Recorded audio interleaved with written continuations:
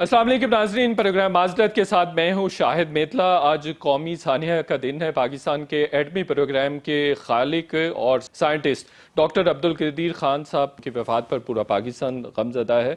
हुकूमत की जानिब से भी एक दिन के कौमी शौक का ऐलान किया गया है।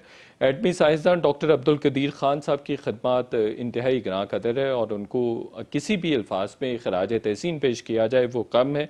इस पर भी बात करेंगे और दूसरे जो सियासी मौज़ूआत हैं उन पर भी बात करेंगे। सबसे पहले इलेक्शन कमीशन की जानिब से एक फ़ैसला सामने आया है कि जो NA-75 डस्का में कोई 20 के करीब प्रिजाइडिंग अफसरान गायब हुए थे, उनके खिलाफ जुडिशल कार्रवाई का फैसला किया गया है। और ये भी कहा जा रहा है कि जो इंक्वायरी रिपोर्ट सामने आई है उसमें ये कहा गया है कि ये तमाम के तमाम प्रिजाइडिंग अफसर एक ही जगह पर मौजूद थे और ये सुबह सवेरे आए हैं, रात को गायब हुए हैं और फिर उन्होंने जाके जो रिजल्ट्स थे वो सबमिट किए हैं। तो ये कोई नया तनाज़ा इलेक्शन कमीशन और हुकूमत के दरमियान बनने तो नहीं जा रहा है, इस पर बात करेंगे।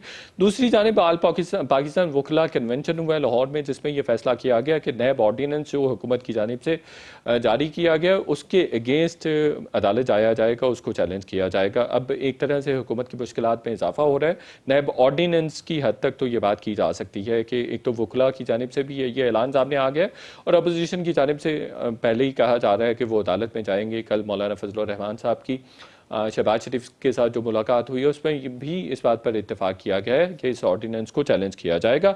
अब पीपल्स पार्टी इसका हिस्सा बनेगी या नहीं, उस पर भी बात को आगे बढ़ाएंगे। दूसरा एक अहम मुतालबा कि फौरी तौर पर इंतखाबात करवाए जाएँ, चूँकि इसके अलावा जो महंगाई या गवर्नेंस के इशूज़ हैं हुकूमत के हवाले से वो फुलफिल या उन पे किसी किस्म का कंट्रोल होता नज़र नहीं आ रहा है।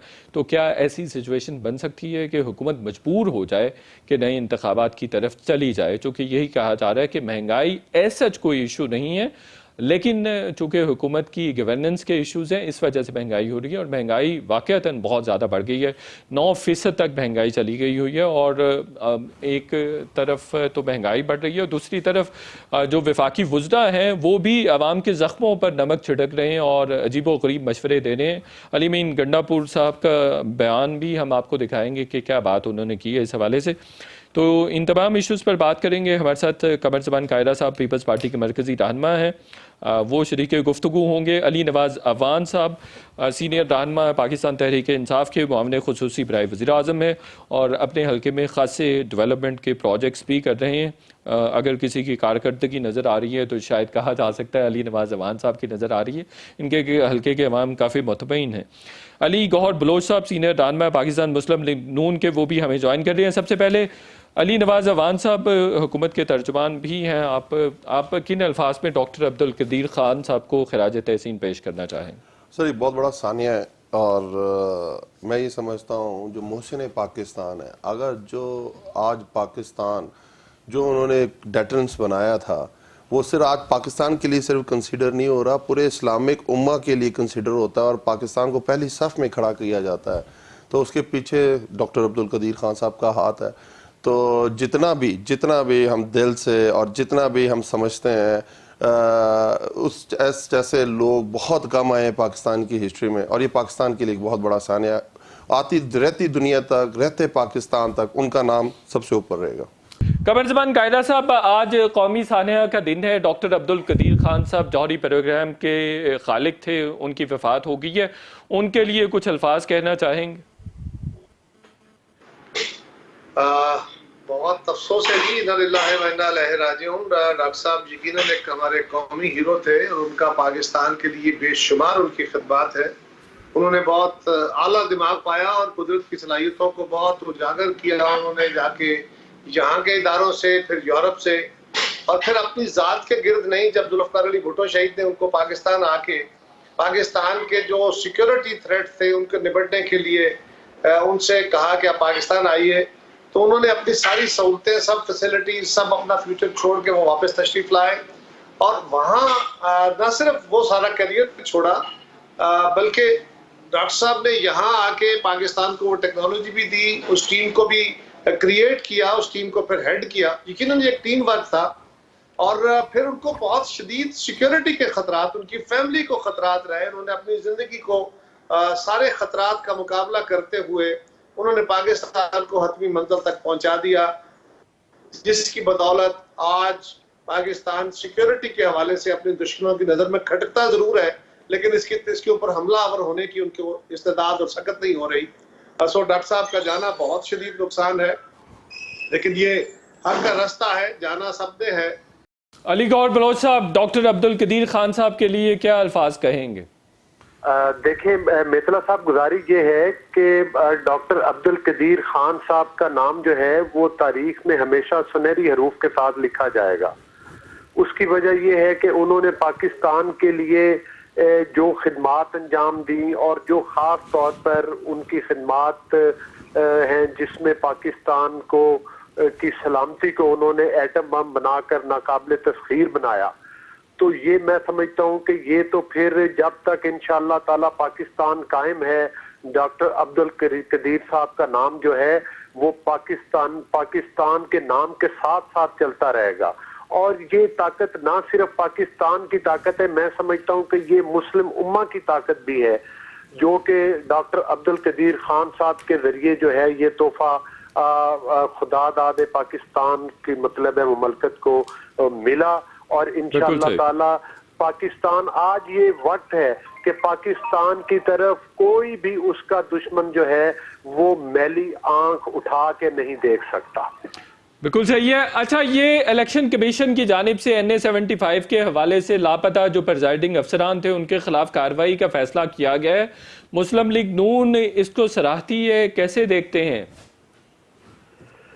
देखिए बिल्कुल जाहिर है, आपको पता है कि ये जो हुकूमत है, मतलब है हमारा तो डे वन से ये स्टांस है कि जो 2018 के इलेक्शन हुए थे ये शफाफ कतई तौर पर नहीं थे और ये हुकूमत पाकिस्तान की नुमाइंदा हुकूमत नहीं है।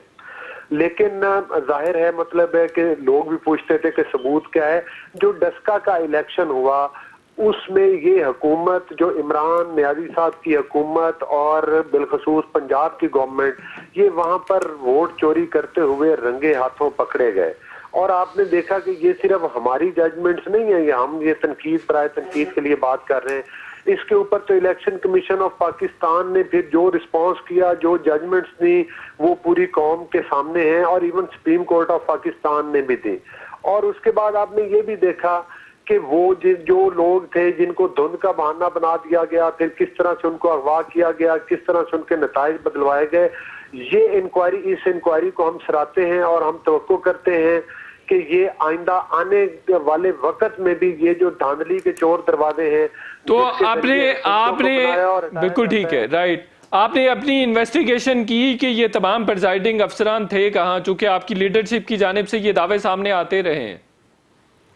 देखिए बिल्कुल वो मतलब है कि प्रिजाइडिंग ऑफिसर थे जो उनके तो मतलब है कि जब मोबाइल के ऊपर वो उनका लगाया गया, स्कैनिंग की गई और उनको चेक किया, ट्रैकिंग की गई, तो वो उस वक्त उनकी लोकेशन एक ही जगह पर आ रही थी और वो तमाम सबूत पेश किए गए थे, जिस वजह से कि वो दोबारा इलेक्शन हुआ था और अगला इलेक्शन जो था, जो कि धांधली के ज्यादा इलेक्शन था, उसको मतलब है कि मुस्तरद किया गया और उसके खिलाफ फैसला आया।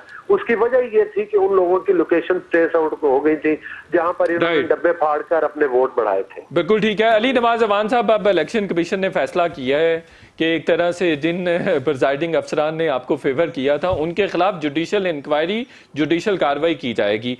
तो हुकूमत को इस बात पे कोई एतराज तो नहीं है, चूंकि आप तो हमेशा मेरिट की बात करते हैं। बिल्कुल ठीक बात है, अगर उन्होंने फैसला किया ये उनका प्रोगेटिव है और वो समझते हैं इस पर जुडिशल इंक्वायरी हो, बिल्कुल उन्हें गवर्नमेंट उनके साथ होगी और जहाँ जहाँ गवर्नमेंट उन्हें असिस्ट करती है वो करती रहेगी। देखिए हमारे इसी मौक़िफ़ को जो हम ईवीएम की बात करते हैं, ये चीज़ हमें सेकंड करती है हमारे ओपिनियन को, और हम चाहते हैं कि जो 1970 के बाद से जो इलेक्शन हुए हैं और जो हर दफ़ा कहा गया ये धांधली हुई है, 2013 में नून की गवर्नमेंट थी, नवाज शरीफ साहब कह रहे थे कि धांधली हुई है, 23 जमातें कह रही थी धांधली हुई है, उसके बाद कमीशन बना, 72 पॉइंट्स दिए उस कमीशन ने कि इस ये रेगुलरिटीज़ पाई गई हैं 2013 के इलेक्शन के अंदर। तो अब हम ये क्या चाह रहे हैं कि आप आगे बढ़ें, पर मसाइल ये आ गया है कि जब आप हमेशा ऑब्जेक्टिवली नहीं चीज़ों को देखते हैं और आप हमेशा रोना धोना शुरू कर देते हैं। आप कहते हैं 2018 के जो इलेक्शन थे वो आरटीएस के बेस्ड इलेक्शन थे, 2017 रिफॉर्म्स कमेटी जो नून लीग ने बनाई थी उसके तहत हुए थे और आरटीएस की वजह से इनके साथ धांधली हो गई। तो अगर आप कहते हैं आरटीएस के थ्रू धांधली हुई है और आप कहते हैं ईवीएम हमने अपनाना नहीं है, तो मुझे बताइए आप चाहते हैं कि जो अगला 2023 का इलेक्शन हो वो ईवीएम पे ना हो पर आरटीएस के ऊपर, आरटीएस पे तो आप पहले भी कह रहे हैं कि उसके बेस पे धांधली है। अगर ऑब्जेक्टिवली देखा जाए तो हम आगे कैसे बढ़ेंगे? हम तो कह रहे हैं कि पिछले 50 साल से इस मसाइल आ रहे हैं और दुनिया के अंदर आपका हमसाया मुल्क है इंडिया, 1.5 अरब की आबादी है, फिलीपींस है, बहुत सारे ममालिक हैं। अच्छा, मैंने इंडिया के केस को बड़ा थारोली स्टडी किया हुआ है, पूरी दुनिया को मैं बात बता रहा हूं। और उसके बाद इन्होंने फॉग की बात की। आपके सामने खुशाब में मलिक उमर के हलके में जब नून लीग की गवर्नमेंट थी उस वक्त भी इलेक्शन कमीशन ने कहा कि हम टाइम एक्सटेंड कर रहे हैं क्योंकि वहां फॉग आ गई है और उधर धूप निकली हुई थी। मसाइल ये है, हर जगह मसाइल है। आगे इसका सोल्यूशन क्या है? अगर मैंने से रोना धोना करना है, सीना को भी करनी है और जो भी हम इस्लाहात लेके आना चाहें आपने सिर्फ यकतरफा तौर पर उसको ना कर देनी है तो पाकिस्तान तो आगे नहीं जा सकता। हमने पाकिस्तान को आगे हम कह रहे हैं हम सिंगल नेशनल करिकुलम लेके आए, हम कह रहे हैं हम एमटीआई लेके आए, हम कह रहे हैं हम सेहत सहूलत कार्ड लेके आए, हम कह रहे हैं कि हम ईवीएम लेके आए, हम ओवरसीज पाकिस्तानी को वोटिंग राइट देना चाहते हैं, हम पीएमडीए पे बात करना चाहते हैं। ये क्या चीजें हैं? ये खान साहब के अपने लिए तो नहीं है, हमारे अपने लिए तो नहीं। लेकिन जो अपोजिशन अली नवाज अवान साहब कह रही है वो ये कह रही है कि विल की बात है और इरादे की बात है। उन्होंने कहा है ये डस्का वाले इलेक्शन में भी जहां पे प्रिजाइडिंग अफसरान थे वहीं पर उस्मान डार साहब भी थे और फिरदौस आशिक अवान भी वहीं पर थी। तो आपने तो खुद एक तरह से उनको अगवा किया, तो आपकी तो अपनी विल नहीं है कि शफाफ इंतखाबात हो। अगर ऐसी विल होती तो आप इनके साथ ये करते। देखिए फिर मैं ये बात कहूँ शायद मतलब साहब, अगर हम एक लकीर को पीटते रहेंगे तो क्या वो आगे जाने का रास्ता निकाल देगी? मैं आपको हजारों वाक़े ऐसे बता सकता हूँ कि आपने 2 लीडर्स के नाम लिए, मैं आपको नून लीग की पूरी लीडरशिप का नाम लूंगा जो जहाँ जहाँ कहाँ हमजा कैसे जाके पूरा कैंप लगा देते थे। आपको याद हो याद सादिक का जब इलेक्शन था, आपको याद हो जब साद रफीक का इलेक्शन था, आपको याद मैं कराता हूँ पूरी पूरी इस तरह कैंपेन्स चलती थी। मैं कह रहा हूँ इससे आगे बढ़ रहे हैं या इलेक्शन कमीशन ने काम किया, हम इलेक्शन कमीशन के साथ खड़े हैं, जो भी वो अच्छा काम करेगी और अगर वो मतलब हम समझते हैं आगे की तरफ लेके जाएगी पाकिस्तान को, हम उसके साथ खड़े। अब मुझे ये बताएं कि आप इसको रोकेंगे कैसे? कल किसी और की गवर्नमेंट होगी तो कल हम लोग ये बैठे कह रहे होंगे उधर ये हुआ है, क्योंकि देखिए आईज एंड एज तो गवर्नमेंट आर्म्स है ना इलेक्शन कमीशन के, और तो आईज एंड एज क्या है इलेक्शन कमीशन के। आप आगे कैसे बढ़ेंगे? हमने एक तरीका बताया है कि पाकिस्तान आगे इस तरह बढ़ सकता है, तरक्की याफ्ता मुल्क इस तरह आगे बढ़ते हैं और जहां लोगों ने इसको यूज नहीं करे वहां उनके इलेक्शन पे डाउट भी नहीं होते। पाकिस्तान के इलेक्शन पे हमेशा डाउट उठता है। इवन जो करंट गवर्नमेंट जो सिटिंग प्राइम मिनिस्टर 2013 में बैठा वो कह रहा मेरा इलेक्शन रेगर वो प्राइम मिनिस्टर बना हुआ था। इस तरह तो चीजें नहीं हल होंगी ना, आगे की तरफ देखना है आपने। बट ईवीएम भी प्रॉपर कोई हल नहीं है, यही है कि कवानीन बेहतर मजीद भी किए जा सकते हैं। अली गौहर बलोच साहब, ये तरमीमी ऑर्डिनेंस के हवाले से आपने इत्तेफाक तो कर लिया है कि अदालत में चैलेंज करेंगे, दूसरी जानिब हुकूमत की जानिब से मौक़िफ़ आ रहा है कि वो आपके साथ पार्लियामेंट में बैठेंगे। अब आप पार्लियामेंट में इनके साथ बैठेंगे या आप अदालत से रुजू करेंगे?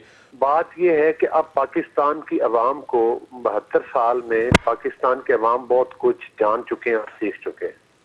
अब इनको ऐसी बातों से बेवकूफ नहीं बनाया जा सकता। हाँ, धौंस और धांधली तो की जा सकती है, मतलब धौंस पर डंडे के जोर के ऊपर मतलब है कि वो जो करने की कोशिश की जाती है किसी वक्त और कुछ हालात में वो कामयाब चीजें हो जाती हैं, लेकिन हर हालात में कामयाब नहीं होती। आज आपने देख लिया कि जो हुकूमत धांधली के जरिए मुआवजे वजूद में आई है उसने पाकिस्तान को माशी तौर पर और सियासी तौर पर किस नहज पर पहुंचा दिया। इवन आप खारजी मुहाज पर भी देख लें तो आज मतलब है कि हम बायस शर्मिंदगी चीजें हो गई हैं। अगर शफाफ अल्फाज में कहा जाए तो कश्मीर हड़प हो चुका है, अमेरिका आपसे अलग खारजी लेवल पर नाराज है, चाइना को आप नाराज कर चुके हैं, मिडल ईस्ट के से आप प्रोटोकॉल मांगते हैं कि वजीर आजम को रिसीव करें, वो कहते हैं नहीं हमने आना नहीं, आपको वहां के मतलब जो भी किंग है वो रिसीव नहीं करेंगे, तो आप दौरा मनसूख कर देते हैं। गुजारिश करने का मकसद ये है कि इस वक्त ये जो कहते हैं कि हमारे साथ बैठे, ये तो कहते हैं कि हर सूरत ईवीएम जो है वो मतलब है कि लागू करनी जो कि पूरे दुनिया के कितने 100 ममालिक और मेरा ख्याल है 10 मुल्कों में भी नहीं है। पूरे यूरोपियन कंट्रीज ने अपने आइन में, बल्कि जर्मनी में ने तो दे दिया कि ये ईवीएम मशीन का इस्तेमाल नहीं हो सकता, क्या उन ममालिक में है। लेकिन बात यह है कि बात सिर्फ ये नहीं है आरटीएस सिस्टम कर लें, ईवीएम कर लें, ईवीएम ना कर लें, जो मर्जी कर लें, वो ताकतें जो कि इस मतलब है कि एक सिलेक्टेड गवर्नमेंट को लेकर आए जिन्होंने इलेक्शन में धांधली करवाई। असल मुजरिम ये सिर्फ ये नहीं है, असल वो लोग हैं जो इनके फैसिलिटेटर थे, जो इनके सिलेक्टर थे, जो इलेक्शनों में धांधली को मैनेज करते हैं। ख्वाजा साद रफीक की अभी बात कर रहे थे, ख्वाजा साद रफीक के केस में जब उनकी बेल हुई थी तो मुअज़्ज़िज़ जो जज थे हमारे सुप्रीम कोर्ट ऑफ पाकिस्तान के, उन्होंने क्या जजमेंट दी थी? ठीक हो गया, बिल्कुल सही है। अदालत जाएंगे या हुकूमत के साथ बैठेंगे, और अदालत जाना है तो कब जाएंगे? देखिए बात ये है कि जो ये सिस्टम है ये सिर्फ इनके बयान और होते हैं, लेकिन अमली तौर पर इनकी, अगर इन्होंने पहले इन्होंने एक ढंडोरा पीटा था कि भाई बात ये है कि जब, हालांकि इनके लोगों ने कहा कि आप वो नैब के ऊपर लेकर आए रिफॉर्म्स, जब वो लेकर गए तो पॉइंट स्कोरिंग के लिए इन्होंने लहरा के दिखाए और कहा जी कि ये तो एनआरओ, लेकिन हम डे वन से कहते थे कि एनआरओ इमरान न्याजी को हम नहीं देंगे। आज पूरे पाकिस्तान ने देख लिया, इमरान न्याजी एंड कंपनी अपने लिए एनआरओ लेकर आ गई। हम इस एनआरओ पर बिल्कुल इनके साथ बात नहीं करेंगे, हम असम्बली के मार्ग पर भी इस एनआरओ की मुखालफत करेंगे और अदलिया के प्लेटफॉर्म इनको अदालतों में भी लेकर जाएंगे जहां तक हमें जाना पड़े। बिल्कुल सही है। आपकी इजाजत से एक छोटे से ब्रेक लेते हैं।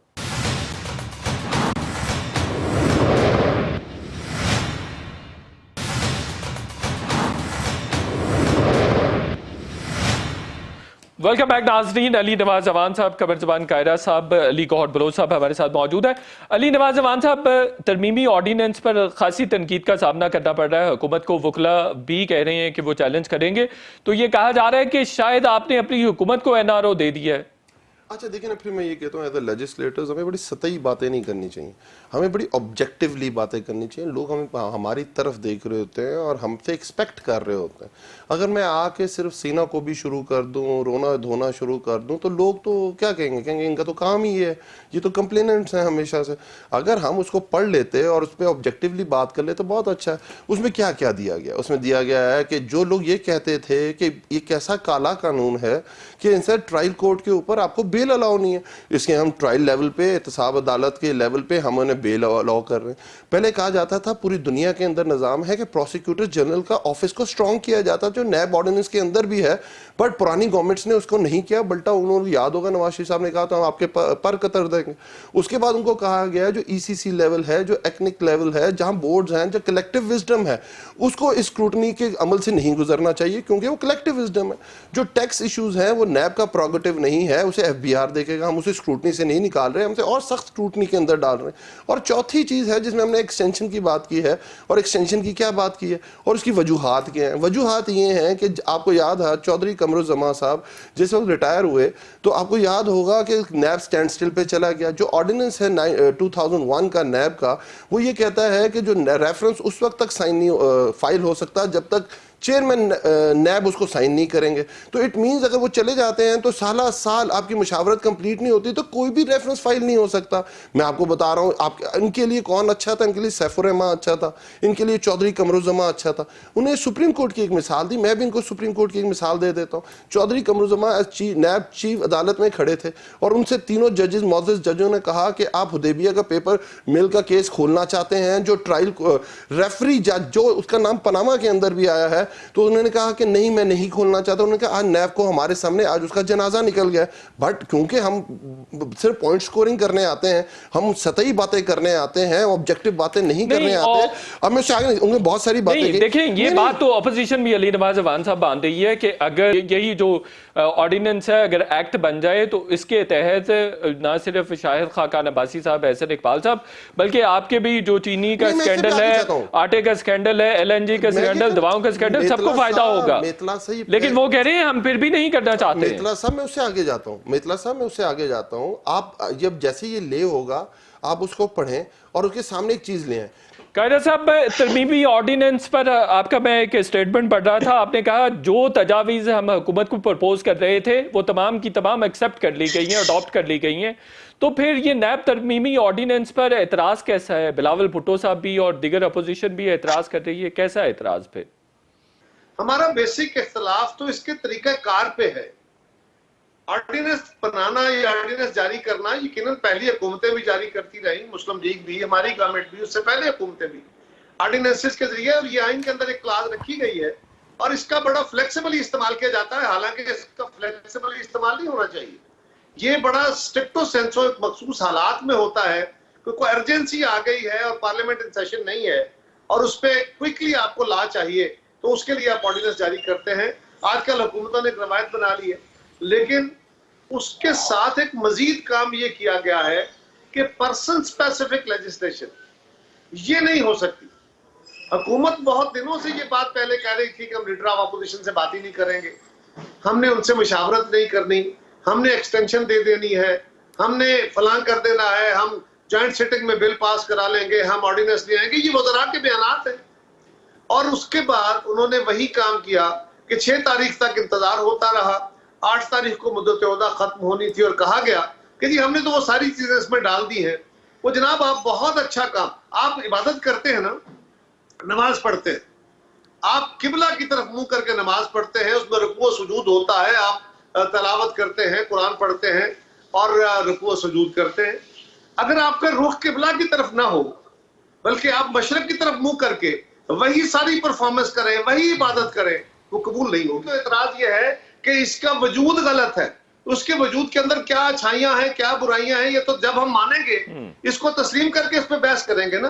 तो ये कहना कि ये पार्लियामेंट में आएगा तो इस पर डिबेट हो जाएगी, ये तो कोई किसी ने एहसान तो नहीं करना, ये तो एक पार्लियामेंट्री वे है। लेकिन वहां तक शायद ये पार्लियामेंट का फ्लोर शायद ये ऑर्डिनेंस ना देख सके और इसको आपको लेटर ऑन गवर्नमेंट को ये ऑर्डिनेंस फिर एक एक्ट की सूरत में लाना पड़े, क्योंकि ये पार्लियामेंट के अंदर भी इसको चैलेंज होगा, ये कोर्ट्स में भी चैलेंज होगा और इसको ग्राउंड नहीं मिलनी जब तक इसके ऊपर आप सही रास्ता इख्तियार नहीं करते। और नेता साहब ये भी याद रखिए, ये जो एक तासर दिया जा रहा है कि जी हमें बहुत जल्दी थी क्योंकि नैब का चेयरमैन अगर 8 तारीख को रिटायर हो जाते, वैसे तो नैब के चेयरमैन को चाहिए खुदा के लिए इस इदारे की जान छोड़ दें, बहुत नौकरी कर ली उन्होंने, उनको क्या चाहिए अब? सारी पार्लियामान, सारी अपोजिशन उनको, सारा मीडिया उनको बुरा भला कह रहा है और हुकूमत के इस लेजिस्लेशन को हम कह रहे हैं अनकॉन्स्टिट्यूशनल है।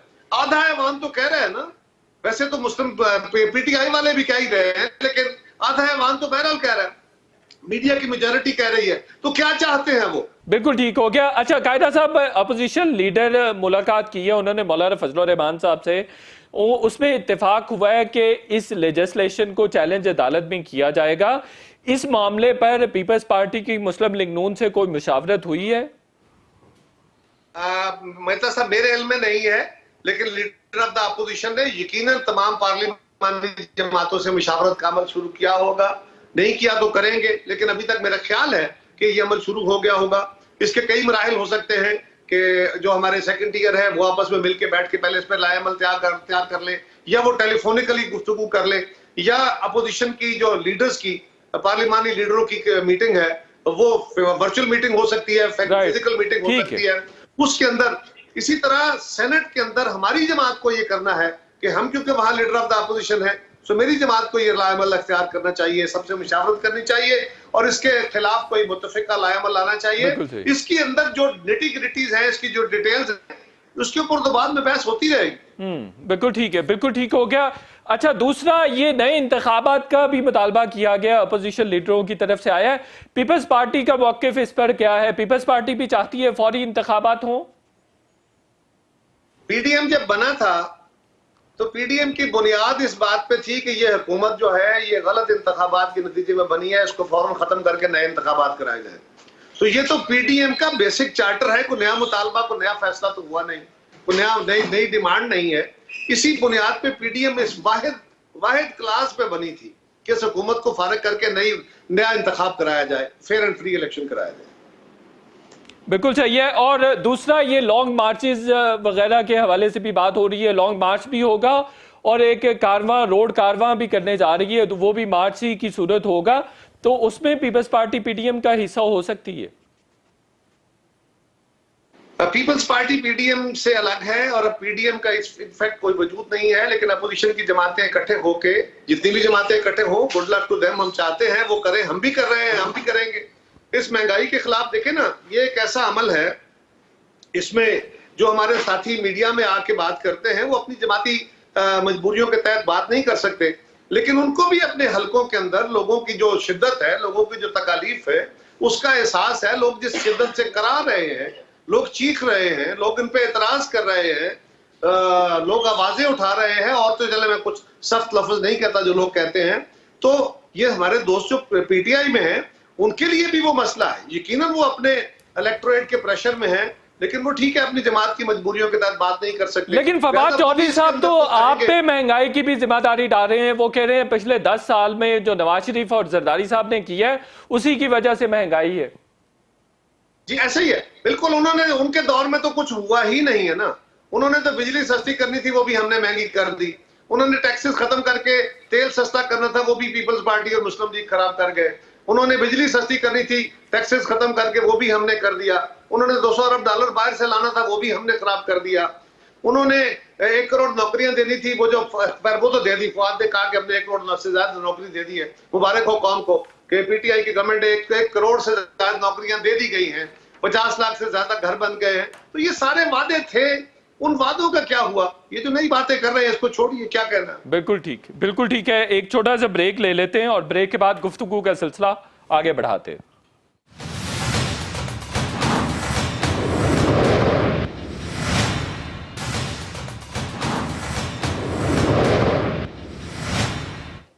वेलकम बैक नाजरीन। अली गौहर बलोच साहब, ये फौरी इंतखाबात का मुतालबा कहाँ से आ गया? दूसरी तरफ तो शहबाज शरीफ साहब के स्टेटमेंट्स ऑन रिकॉर्ड हैं कि वो कह रहे हैं 2023 में इंतखाबात होंगे, तो ये कन्फ्यूजन है आपकी जमात में क्या?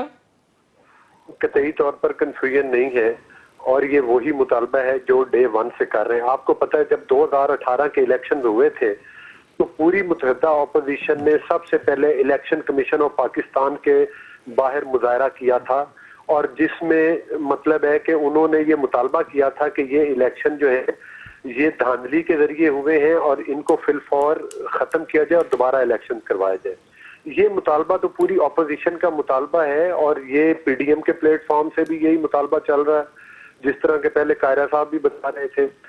तो मैं समझता हूँ कि ये हुकूमत जिन बैसाखियों के ऊपर खड़ी हुई है, अगर वो बैसाखियां इनके नीचे से हटा ली जाएं तो ये हुकूमत तो अपने वजन के साथ ही गिर जाएगी।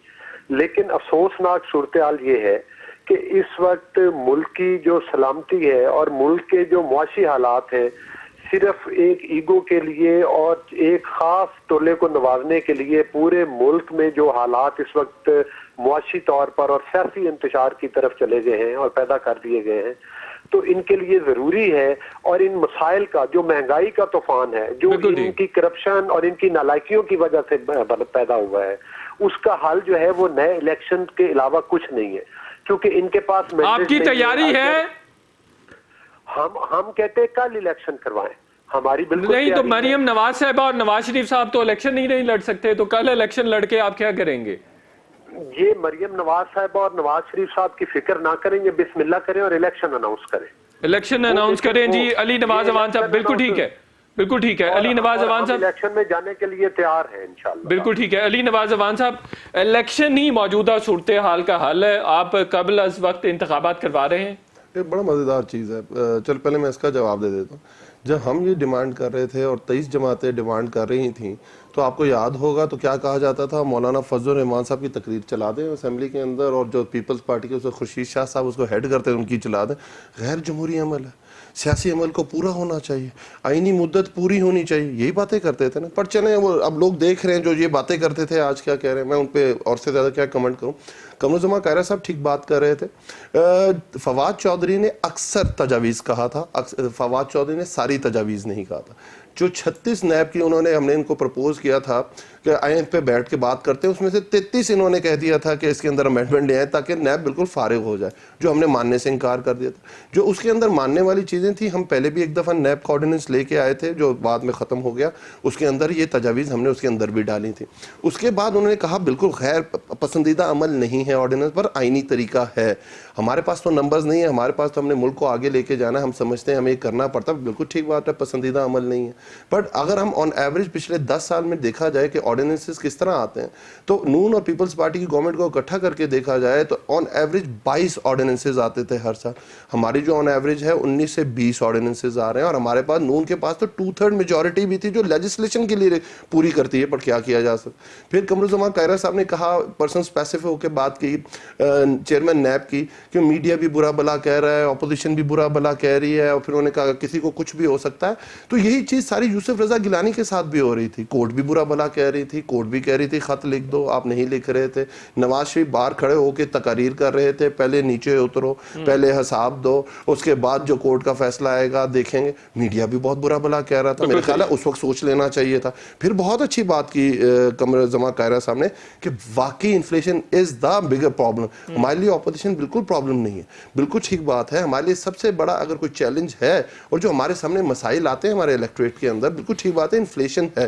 तो क्या हल निकाल रहे हैं? यही हल है जो अली मीन गंडापुर साहब प्रपोज कर रहे हैं? अच्छा मेहता साहब, मैं अपना जवाब दूंगा। देखें, दुनिया के अंदर जो डेवलप्ड नेशंस हैं जिनकी इन्फ्लेशन नेगेटिव नंबर्स के अंदर थी, वो 4 से 5% पे चली गई हुई है। हमारी 9% है। मैं कह रहा हूँ डेवलप्ड नेशंस जिनकी नेगेटिव थी, अगर मेरी बात फिर समझ लें, जिनकी -0.02 थी, जिसकी -0.03 थी, आज वो 4 से 5% हिट कर रहे हैं। अमेरिका के बारे में कहा जा रहा है कि 18 अक्टूबर को उनके जो फाइनेंस के हेड हैं वो ये कह रहे हैं कि हमें बहुत बड़ा प्रॉब्लम आ रहा है इस इन्फ्लेशन को टैकल करते हुए। ब्लूमबर्ग ये लिख रहा है कि अमेरिका के अंदर 2008 के बाद सबसे ज्यादा महंगाई आई हुई है। कोविड के बाद जो पोस्ट कोविड चीजें आई हैं, जिसमें सप्लाई चेन्स हिट हुई हैं, कमोडिटी हिट हुई हैं, वो तबाही फेर रही है पूरी दुनिया के अंदर। उसका इंपैक्ट पाकिस्तान के अंदर भी आ रहा है। हमने बिल्कुल कहा था हम पेट्रोल प्राइसेस कम करेंगे और असेंबली में खड़े होकर कहा था। और IMF भी आपको ग्रिल कर रहा है, वो कह रहा है 2 रुपए तो बिजली पर यूनिट बढ़ाएं, इनकम टैक्स भी बढ़ाएं, और वो कह रहे हैं कि पेट्रोलियम मसनूआत की कीमतें भी बढ़ाएं। तो आप क्या करेंगे? बिल्कुल मितला साहब, आपने बिल्कुल ठीक बात की। ये वही लोग हैं ना जब हमारी गवर्नमेंट आई थी और हमें तंज के तीर चलाया करते थे कि आप फौरन IMF के पास जाएं, फौरन IMF के पास जाएं। जो ये राग अलापते थे नून लीग वाले कि हमारी 5.4% ग्रोथ है, हमने दूध और शहर की नहरें बहा के गए थे, और जैसी हमारी गवर्नमेंट आई थी तो कहते हैं IMF के पास कब जाना पड़ता है? IMF के पास उस वक्त जाना पड़ता है जब आपका जो फॉरेन रिजर्व्स हैं वो आपकी जो इंपोर्ट्स को ओवरकम ना कर रहे हो। जब ये लोग गए थे टोटल $3 अरब के फॉरेन रिजर्व्स छोड़ के गए थे, और जो आपको उस वक्त चाहिए थे फॉरेन रिजर्व दिवालिया होने से बचने के लिए 3 महीने की आपकी इंपोर्ट्स के अगेंस्ट, वो आपको लगभग 8 से 10 अरब डॉलर चाहिए थे। इसीलिए ये लोग कह रहे थे मुल्क का ये दिवालिया निकाल के गए। पर चले वो बातें भूल जाते हैं बंदे, आगे चले जाते हैं। उसके बाद कमरुज़्ज़मा कायरा साहब ने बहुत अच्छी बात है, मैं इनका दौर याद, 35 साल से ये लगभग नून और उसमें से अगर नून लीग निकाल दिया जाए, लगभग 15 साल पीपल्स पार्टी की गवर्नमेंट रही है। इनका रोटी कपड़ा और मकान इनका एक नारा था। अगर आज भी सिंध में कंटिन्यूस 11 साल से इनकी गवर्नमेंट है, आपके सामने सिंध के हालात हैं कि इवन आप सिर्फ कराची देख लें, इनसे पानी के निकास करने का निजाम मौजूद नहीं। आज ये देखें उनके ऊपर किस तरह के लेबल्स लग रहे हैं कि वो कह रहे हैं कि जो गंदम उन्होंने प्रोक्योर की हुई है 12 लाख टन, अब वो रिलीज नहीं कर रहे। इस वक्त सिंध के अंदर सबसे ज्यादा महंगा आटा बिक रहा हो रहा है। आप देखें कि उन्होंने कोविड के लिए जो प्राइस रखी थी अपनी एनुअल डेवलपमेंट प्लान के अंदर, 1 रुपया उसके ऊपर नहीं खर्चा, सारा का सारा $1.8 बिलियन तक हम उसकी डॉलर्स हम उसकी प्रोक्योर करने पे लगा चुके हुए हैं। आपके सामने सिंध के हालात हैं, नालों की सफाई तक फेडरल गवर्नमेंट कर रही है। बहुत आसान होता है क्रिटिसाइज करना और छोटे से कैनवस के अंदर देखते हो। अगर आप बड़े कैनवस के अंदर देखेंगे तो वो हालात को बिल्कुल टैकल करने की कोशिश की जा रही है। आज भी पेट्रोलियम लेवी पाकिस्तान की तारीख में सबसे कम हम चार्ज कर रहे हैं, सेल टैक्स सबसे कम ज्यादा हम चार्ज कर रहे हैं, और उसके साथ साथ हम अपना जो टैक्सेशन है हम 4700 अरब तक ले चुके हैं, जो 3900 अरब पे नून लीग। लेकिन IMF कह रहा है कि अभी इसका हुजम जो है वो 6300 अरब रुपए तक ले जाए। खैर, आखिरी कमेंट करते हैं ब्रीफ सा। अली गौहर बलोच साहब ये कह रहे हैं कि सारी जिम्मेदारी आप पर आयद होती है क्योंकि आप मईशत को अच्छी हालत में छोड़ के नहीं गए थे। देखिए, ये तो पूरा पाकिस्तान जानता है कि नून लीग मईशत किस नहज पर छोड़कर गई थी। जिस वक्त हमें गवर्नमेंट मिली उस वक्त पाकिस्तान के 2 सबसे बड़े मसाइल थे जिनका खात्मा पाकिस्तान मुस्लिम लीग ने किया है। एक एनर्जी का क्राइसिस था, 24-24 घंटे की लोड शेडिंग होती थी। दूसरा दहशतगर्दी का था। इन दोनों चीजों पर अल्हम्दुलिल्लाह दरबे अर्ज भी हुई और आपको पता है एनर्जी का क्राइसिस भी दूर हुआ। जिस वक्त हम गए थे उस वक्त GDP ग्रोथ 6 के करीब पहुंचने वाला था। उस वक्त आप देख लें कि जरूरत की जो अशिया हैं, खाने पीने की हैं, आटे से लेके ऑयल से लेके चीनी से लेकर इवन सब्जियां, फ्रूट, गैस, बिजली। मुझे ये बताएं कि आज कोई एक चीज जिसका ये कह दें कि चलें ये चीज तो हम सस्ती दे रहे हैं, इन्होंने हर उस चीज का हुलिया बिगाड़ा है जो इनको अच्छी शक्ल में मिली। कोई एक चीज तो ये कहने के लिए कह देते ना कि ये एक काम हमने अच्छा किया। यकीन करें कि खुदा को हाजिर नाज़िर जानकर ये बताएं, अवान साहब बैठे हुए हैं, कि मकसद ये है कि कोई एक चीज ये बता दें कि ये हमारी हुकूमत का अच्छा काम है जो कि हमारे दौर में हुआ, ठीक है, आवाम को रिलीफ मिला। आखिरी कमेंट ले लेते हैं इनसे। इनको सिर्फ एक चीज बता देता हूं, छीन ली, आज आपने रोजगार भी छीन लिया, आपने घर कहते थे घरों से आज आपने लोगों की छत छीन ली। बिल्कुल ठीक है, टाइम खत्म हो गया जी, टाइम खत्म हो गया, ओवर हो गया जी। अली नवाज जवान साहब, देखें अब हमने आके इन 3 सालों में क्या किया। हमने इस्लाहात के लिए आए थे। आज जो एग्रीकल्चर सेक्टर ये जिसका सत्यानाश करके चले गए, आपकी 4 बम्पर क्रॉप्स आई और इस दफा अल्हम्दुलिल्लाह 3.8 मिलियन बेल्स आपकी। अच्छा अली गौर बलोच साहब सुन लें, सुन लें, सुन ले। तो आज 5वीं आपने एक्सपेक्ट, आप जो कह रहे थे 5वीं आपकी जो मेजर क्रॉप है कॉटन, उसकी 3.8 मिलियन। क्यों? सिर्फ वजह है कि नून लीग ने काश्तकार को तबाह कर दिया था। हमने उसकी स्पोर्ट प्राइस बढ़ाई है 1200 से 1850 रुपए वीट की। आपने मेज के ऊपर बढ़ाई है, आपने इंटरवेंशन रखी है कॉटन के ऊपर कि 5000 से नीचे रेट जाएगा तो गवर्नमेंट इंटरवीन करेगी। और शुगर केन जो इसलिए हाल हो रहा था कि 100 रुपए अब 6-6 महीने मन गन्ने की अब खरीद लेते थे, आज 350-380 रुपए मिल रहा है। आपकी लार्ज स्केल इकोनॉमी 17% से ग्रो कर रही है, ऑटोमोबाइल 54% से ग्रो कर रही है। खाद का क्या कीमत है? सुन ले बात सुन ले, शो का वक्त खत्म हो गया है जी। देखिए नून लीग ने क्या किया, मैं सिर्फ एक बात कर देता हूं। अच्छा मैं बता रहा हूं, बताने दे खाद की कीमत बता दें, 6000 रुपए पे ब्लैक भाईजान बताने देना। अली गौर बलोच साहब ये कह रहे हैं कि जो फॉस्फेट दुनिया से आप इंपोर्ट करते हैं डीएपी की शक्ल में, हम उसके बहुत बड़े प्लांट लगा गए थे, आप इंपोर्ट करना बंद। इन लोगों ने अमीर को गरीब को सब्सिडाइज किया, अमीर के लिए 105 पे डॉलर रखे 4 साल और जाते हुए उसको उसके 105 से 128 पे गिरा के गए, 32% उसके अंदर कमी लेके आए। और आपके 30,000 अरब रुपए पे कर्जे चले गए। अब कर्ज लेके अपना घर बहुत अच्छा कर दें, तो क्या आप अपनी जेब से एवरफील्ड बेच के तो नहीं कर रहे थे ना? बिल्कुल ठीक हो गया। अली नवाज जवान साहब, अली गौर बलोच साहब, कमर जबान कायरा साहब, आप तीनों के वक्त का बहुत बहुत शुक्रिया। शो का वक्त खत्म हो गया। इंशाल्लाह नेक्स्ट वीक आपसे फिर मुलाकात होगी, तब तक के लिए इजाजत, अल्लाह हाफिज।